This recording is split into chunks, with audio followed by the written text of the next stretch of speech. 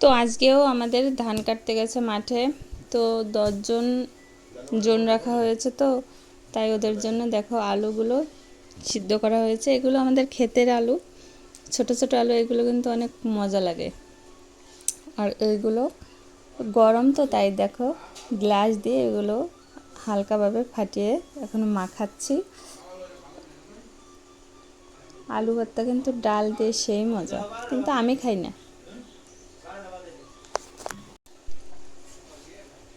তেল দিয়ে, মরিচ দিয়ে, শুকনো মরিচ ভাজা,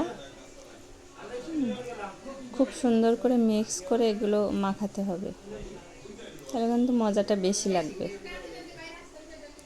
তাই আমি দেখো, তো হাতেও ঝাল লাগবে রে বাবা। পেঁয়াজ দিয়ে আলু ভর্তা, মজাটা কিন্তু অনেক। যদি কারো লোভ লাগে চলে আসতে পারো। সকালবেলায় এটাই রান্না হয়েছে।